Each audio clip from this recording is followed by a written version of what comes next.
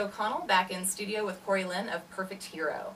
Thanks for taking a few more minutes with us. Yeah, we wanted to learn a little bit more about you, what makes you tick, and just where you come from. When did you start playing guitar? I started guitar when I was 11 years old, and I remember what inspired me the most about really taking action and starting to play and getting a guitar and taking lessons. All that was I visited a friend of mine about a year earlier when I was 10, and he had an electric guitar, a little Harmony electric guitar, and a little mini combo amp. And I remember just being so fascinated by the guitar. You know, when I picked it up, I strummed it and whatnot, and I wasn't really playing anything, but it was just so cool. It was just something that, I mean, I was blown away by. So I ran home and, of course, pretty much probably irritated my parents until they eventually broke down and, you know, purchased the guitar. And I started doing lessons for about 4.5 to 5 years, and the rest is history on that. So. All right. Well, as far as what inspired you as a kid, what you wanted to learn, what you wanted to play, who were those influences? Basically, from the time I was a little boy, one of the guitar players that inspired me most was Prince. And especially Let's Go Crazy, at the end of Let's Go Crazy, that big guitar solo he did. I remember the hair on my arms would stand up every time I'd hear that. He was a big influence on me as a you know, my preteen years. As I really started getting into other styles of music like heavy metal, hard rock, Randy Rhoads and Eddie Van Halen and Steve Vai were real.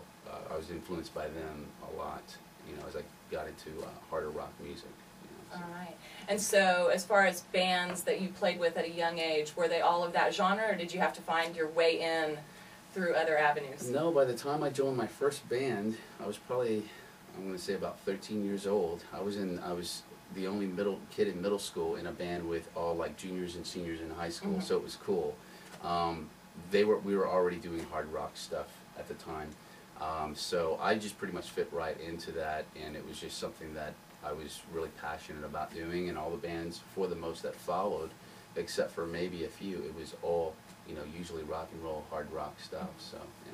All right, great. And I understand that you taught lessons for a while.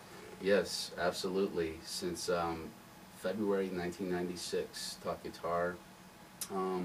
Remember my first student, remember my first lesson, being really nervous, and, you know, did that for many, many years, and taught a lot of folks of all different ages and levels and whatnot, so yeah. You got to share your passion for the instrument. Yeah, absolutely. Yeah. Right. I got to hear some frustrations from people sometimes whenever, you know, they realize that it's a little bit more work than just, you know, getting it done overnight and whatnot. Right. So, but yeah, and then got to see some, you know, some pretty cool success things with some of the students over the years too. Some of them went on to join bands or even become guitar teachers themselves, which is really cool.